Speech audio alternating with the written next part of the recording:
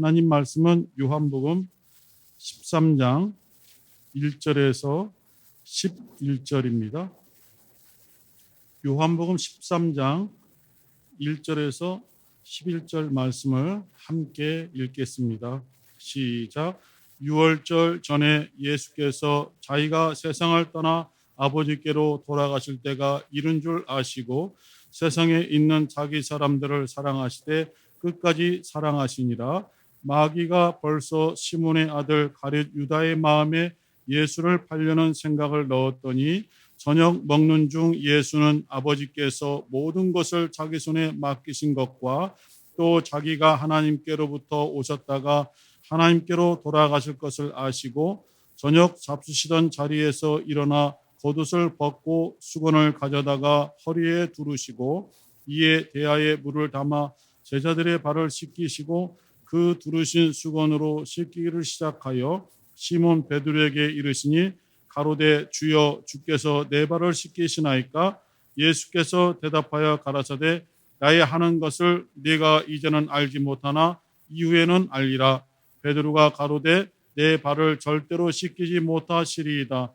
예수께서 대답하시되 내가 너를 씻기지 아니하면 네가 나와 상관이 없느니라. 시몬 베드로가 가로되 주여 내 발뿐 아니라 손과 머리도 씻겨 주옵소서. 예수께서 가라사대 이미 목욕한 자는 발밖에 씻을 필요가 없느니라. 온몸이 깨끗하니라. 너희가 깨끗하나 다는 아니니라 하시니 이는 자기를 팔 자가 누구인지 아심이라. 그러므로 다는 깨끗이 아니하다 하시니라. 아멘. 끝까지 사랑하심, 끝까지 사랑하라, 이런 제목으로 함께 말씀을 나누겠습니다. 이 본문의 시점은 예수께서 잡히시기 전날 밤의 상황이죠. 우리들은 내일, 아니 잠시 후에 어떠한 일이 일어날지도 예측할 수 없고 우리가 계획하고 준비를 하고 일을 해나가는 대로 이루어진다고 착각하지만 사실은 그렇게 되지 않을 수도 있습니다. 그런데 예수께서는 이 유월절 만찬이 끝난 이후에 진행되는 사건들의 흐름을 다 알고 계시는 거죠. 지금 함께 있는 제자들 중에서 가룟 유다가 자기를 배반하고 자기를 팔겠다 하는 것도 이미 알고 계시고 또 베드로가 나는 죽을지언정 주님을 따르겠나이다 고백했지만은 결국은 다 굴기 전에 3번 나를 부인하리라, 부인한다, 이것까지도 이미 다 알고 계신 상태에서 이 마지막 최후의 만찬이 진행이 되는 것입니다. 우리는 우리가 살아가는 인생의 어떤 그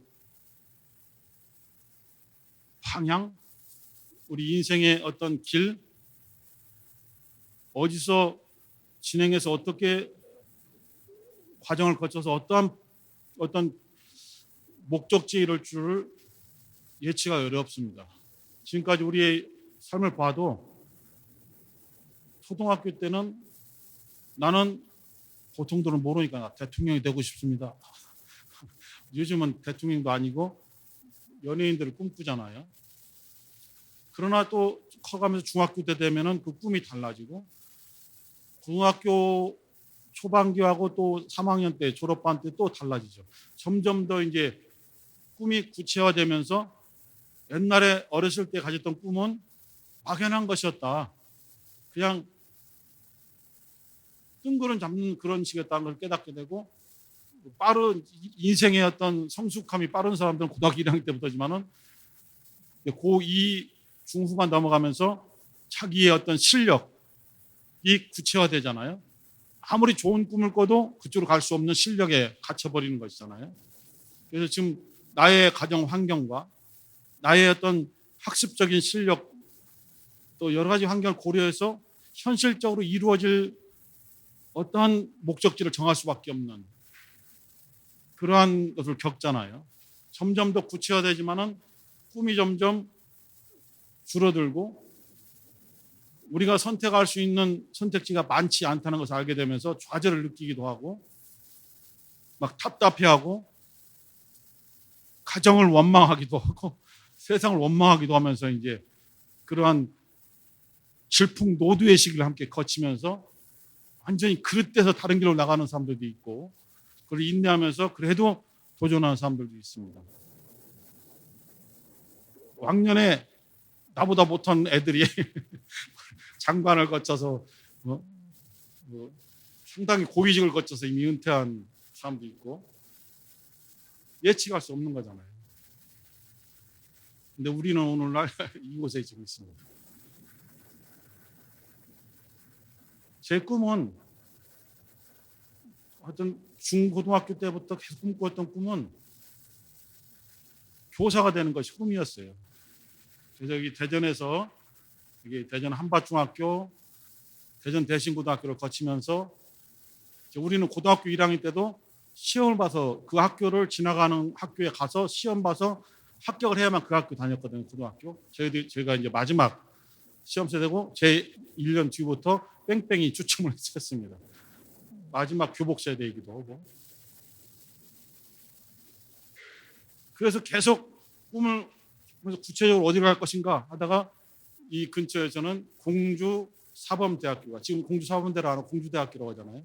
공주 사범대학을 꿈꾸면서 그렇게 달려왔는데 현실적으로는 여러 가지 어려움에 부딪히면서 결국은 이제 다른 진로로 올 수밖에 없는 그런 상황이 됐죠.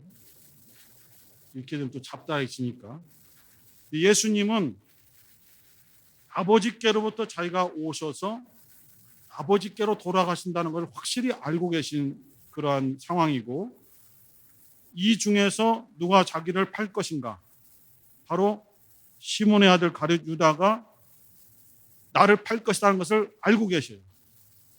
이러한 상황 속에서 제자들의 발을 씻기시는 거예요.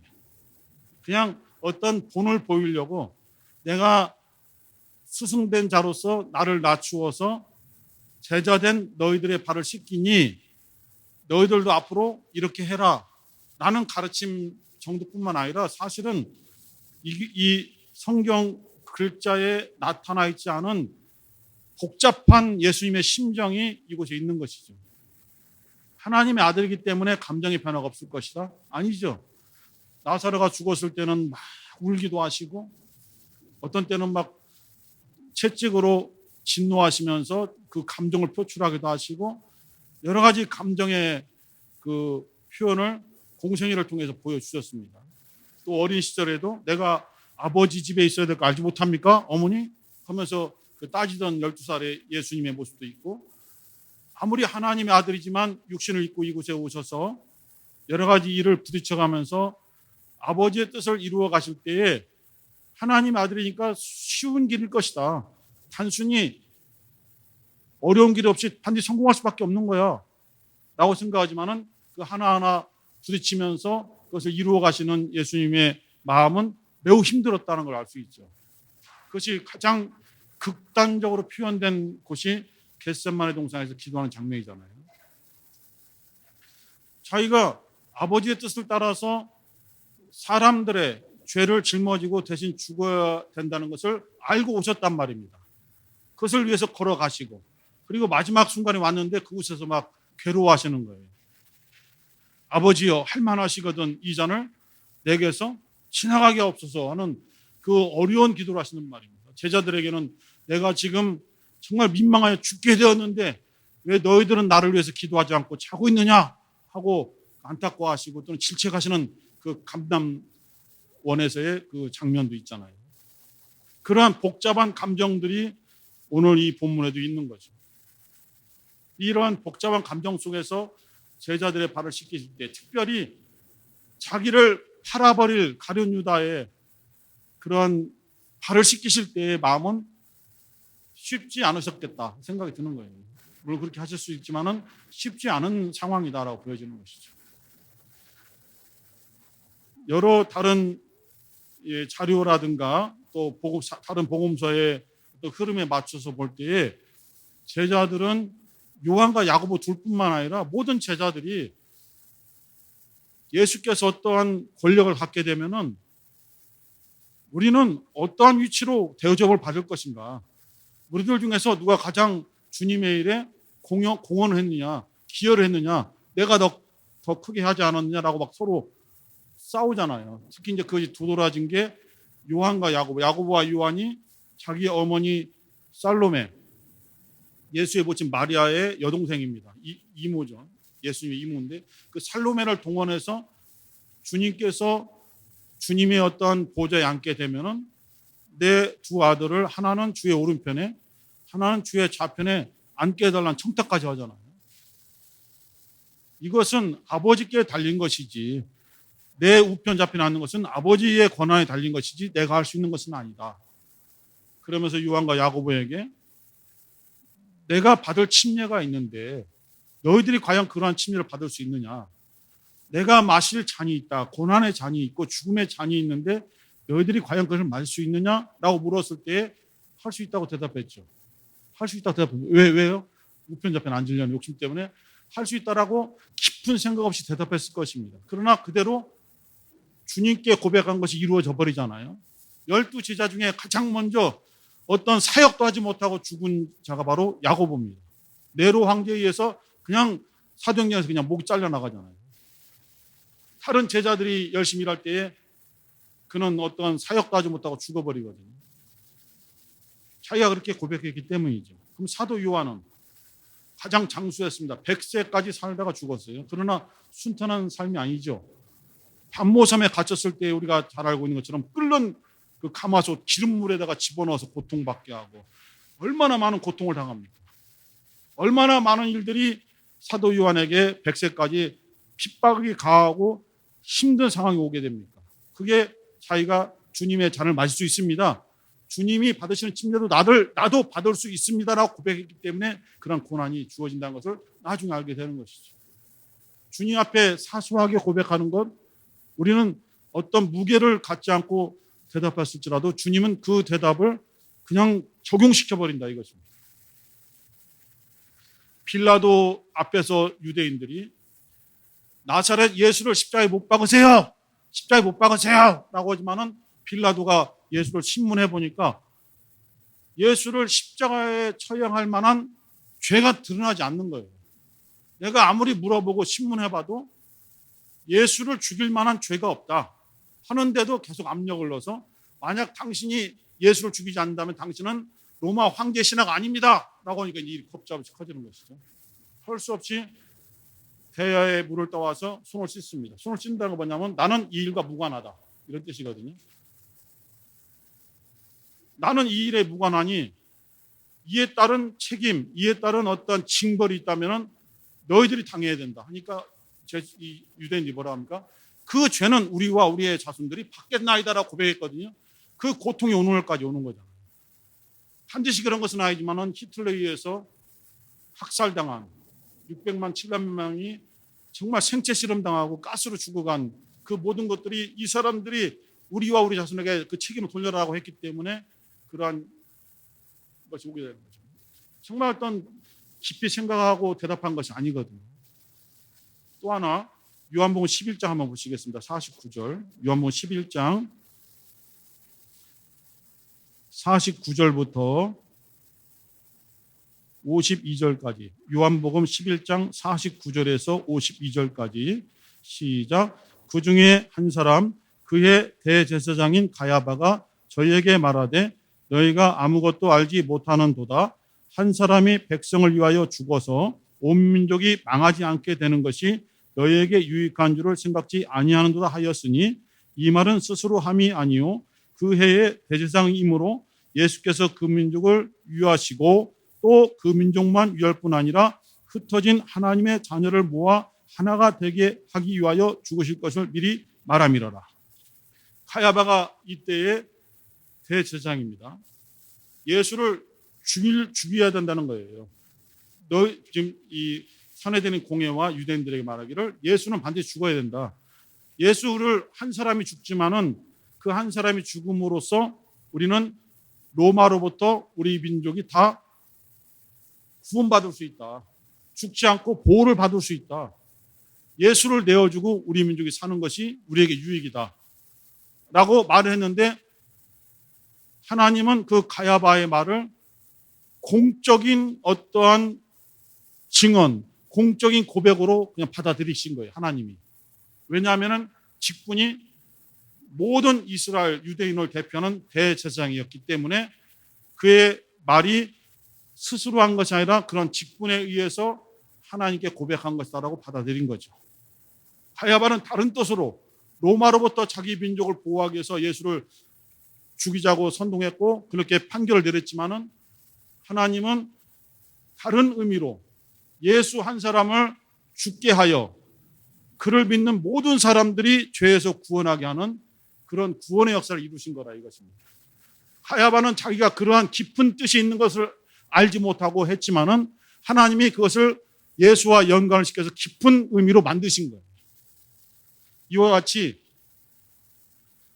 요한과 야고보가 고백하고 빌라도 앞에서 유대인들이 말했던 것 그리고 가야바 대제사장이 말했던 모든 것들이 그냥 공중에 흩어져서 없어지는 말이 아니라 하나님께서 그 말들을 딱 붙잡으셔서 그냥 이루셨다 이거예요.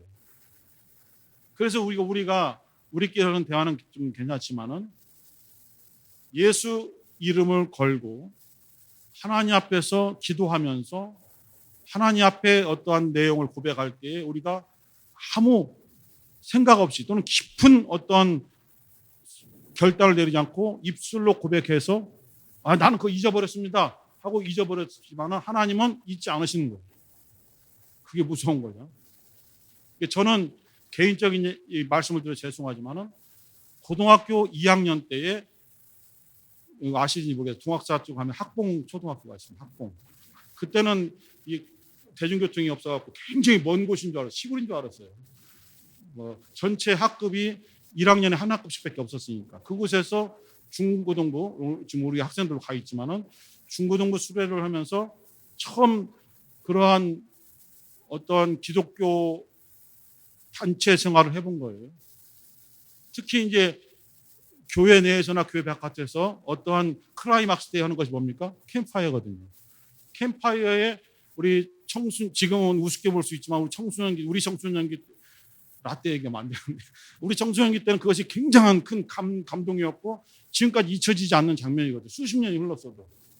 그때 이제 마지막 날 밤에 캠파이면서 그 담당했던 목사님이 혹시 체험하거나 간증할 일 있으면 나와라 했는데 제가 손을 들고 나왔거든요. 근데 저는 그 당시에 예의가 3개짜리예요. 플러스 2개씩 해갖고 예의 2 플러스 3개짜리 큰 내성주의고 남자 친구에게도 눈을 마주치지 못하고 말을 잘 못하는 정말 여러분이 거짓말을 생각할 수 있을 정도로 쑥맥인 사람이거든요. 고등학교 3학년 때도 옆에 앉은 짝꿍 남자친구 우리는 남녀공학이 아니니까 남자친구하고만 말할 정도로 그렇게 약간의 루저 그런 존재였어요. 그런 존재이고 다른 사람 앞에서 말을 해본 적이 없었던 그때에 손들고 나갔습니다. 나가서 그때 저도 모르게 신학을 하겠습니다라고 고등학교 2학년 때 소원을 해버린 거예요. 소원이고 공개 고백을 한 거예요. 그리고 잊어버렸어요. 왜 잊어버렸냐면은 신학한다는 걸 누가 어떤 가정에서 그걸 찬송하겠어요. 그 당시에 저 혼자만 교회 다니는데 아무 가정에서도 그렇고 학력적으로 그렇고 다 반대를 했죠. 그래서 일반 대학으로 가게 됐고 잊어버렸어요. 10년 정도 지났을 때에 그 당시 현장에서 그 지나가는 말로 한 신학하겠다는 고백을 들은 사람이 2사람이 연거푸 일주일 사이에 나타나게 된 거죠.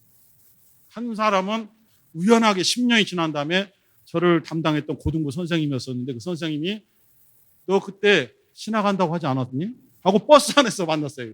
지금은 829번인데 29번 버스 태평동에서 시내 나가다가 버스 안에서 만났는데 지금도 그거 기억나거든요. 깜짝 놀란 거예요. 전혀 잊어버리고 있다 그때 생각이 나는 거예요.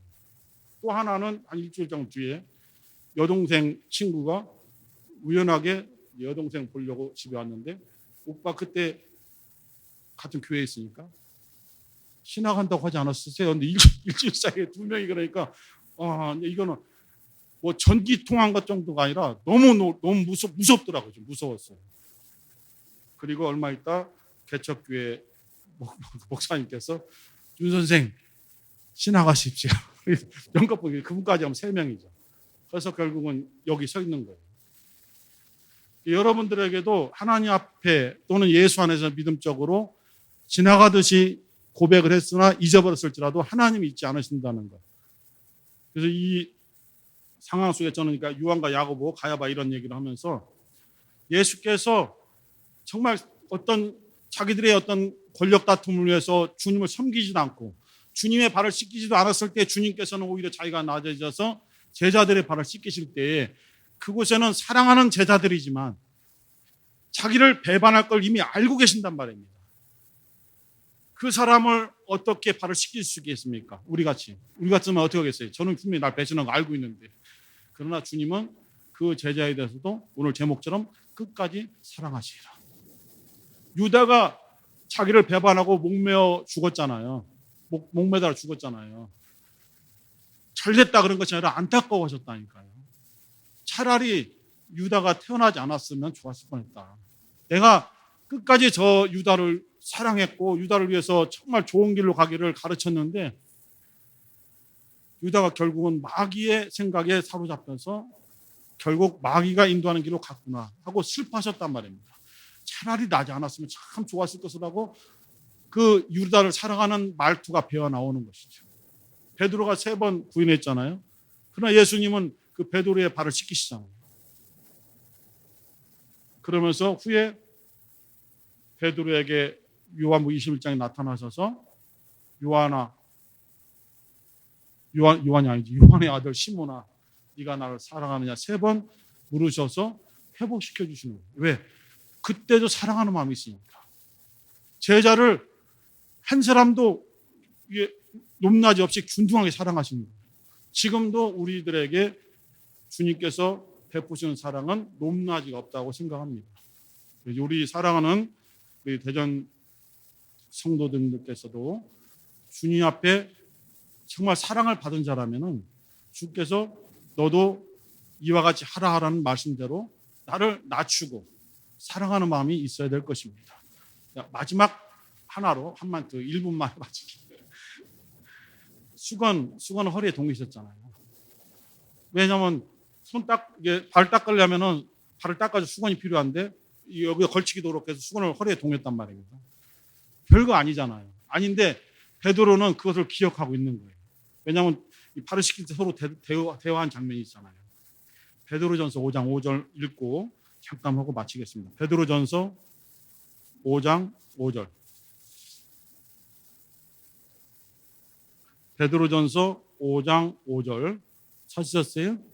베드로전서 5장 5절 시작. 젊은 자들아 이와 같이 장로들에게 순복하고라. 다 서로 겸손으로 허리를 동이라. 하나님이 교만한 자를 대적하시되 겸손한 자들에게 은혜를 주시느니라. 겸손으로 허리를 동이라. 물론 딱 그 장면이 아니지만은 예수께서 자기의 발을 씻기실 때에 수건으로 허리를 동였을 때에 정말 스승이 자기를 낮춘 것이거든요. 겸손하지 않으면 이러한 행함을 할 수 없잖아요. 베드로는 우리도 다른 성도들, 다른 영혼들을 사랑하되 겸손이라는 수건으로 내 허리를 동이고 사랑하는 마음으로 겸손한 마음으로 섬겨야 된다. 이것을 가르쳐주고 있습니다. 함께 기도하실 때에 주님께서 여러 가지 복잡한 마음과 상황 속에서도 제자들을 끝까지 사랑하셨는데 우리는 어떠한 마음으로 주님의 말씀을 전해야 되고 어떠한 또 겸손과 어떠한 사랑으로 주님의 일을 해야 되는지 그것을 깨닫게 하여 주시고 성령으로 인도하여 주옵소서. 주여 한번 부르시고 기도하겠습니다. 주여.